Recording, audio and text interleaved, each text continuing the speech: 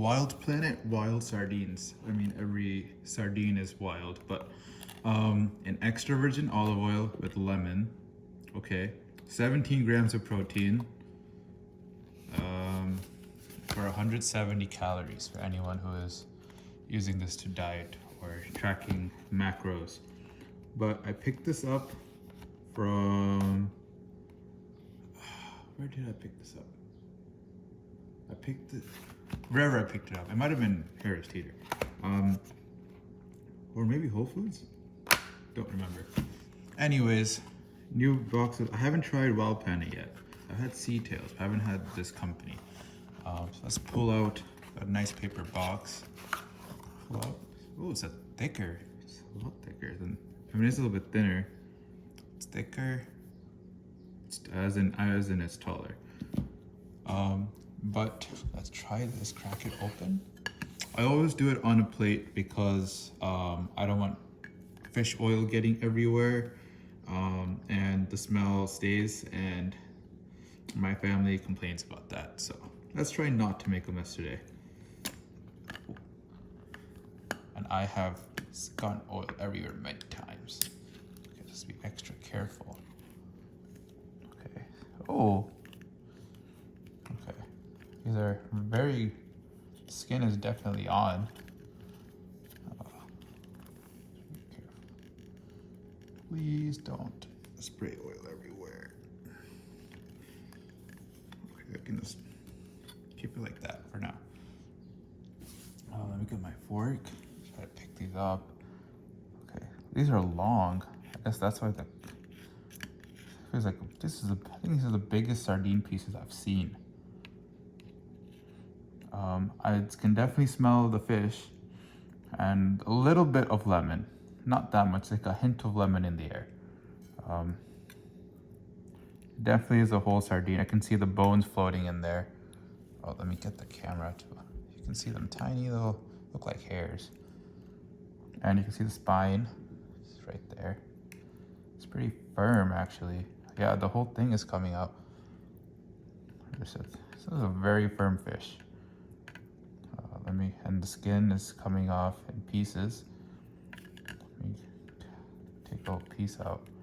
Crap, I gotta obliterate everything with the fork. I need to get chopsticks. Okay. Try it. Oh, it's surprisingly soft. I thought it was gonna be a lot chewier, like the, what was it, the Cento that we had yesterday. But yeah, it's just softer. Lemon is definitely there flavor-wise. I think it might be equal with the fish. Like that could just be me. But yeah, I thought I'd also show how my favorite way to eat sardines, which is with some, this is a seduction bread from Whole Foods. That's like my family's favorite bread.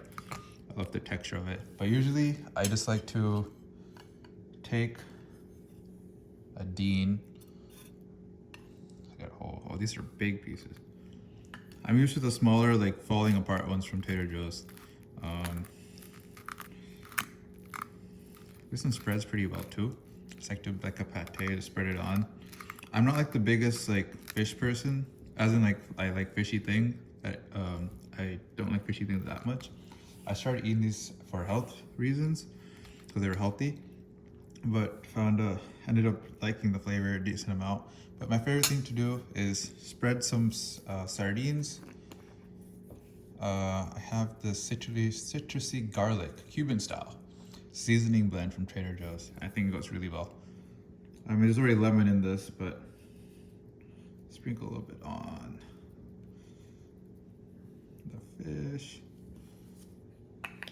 And then grab some Costco Kirkland organic chunky guac. It's my favorite of guac, I would say. And just spread it over. So it's like a nice healthy lunch. This is my favorite lunch actually. Usually once no one's home, so no one complains about the smell of fish. Get a little bit. I'm gonna gonna split this between both pieces of bread.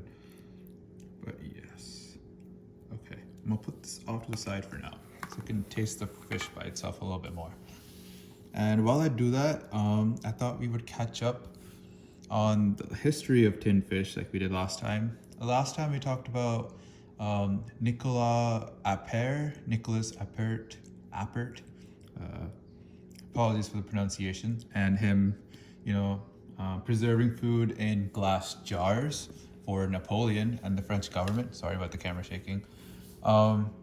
But how did the glass jar technique evolve into the tin can technique?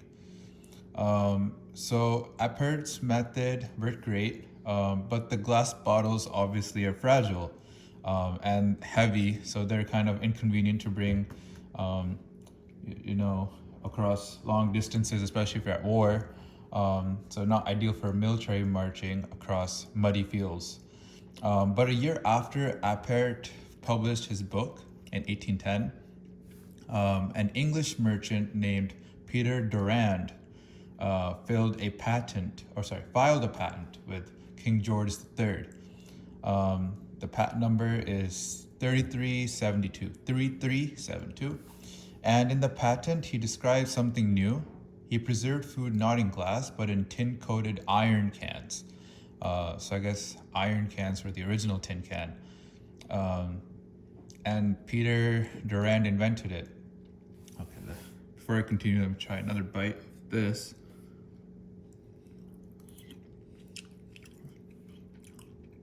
Yeah, the lemon is definitely there. It's cutting through a lot of the fish. It doesn't really taste like sardines at this point. This is like lemon covered chewy. I don't know. I don't taste the sardines that much. Like there's not really that fishy taste. It's just the lemon. The lemon is very strong.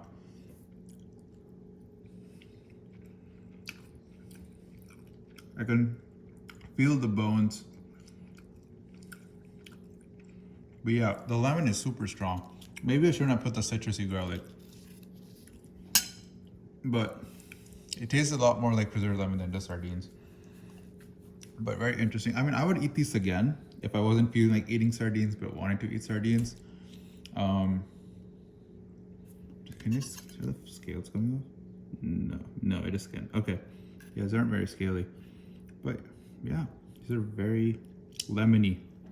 Much more than the, was it fish tails? Was it the fish tails I had?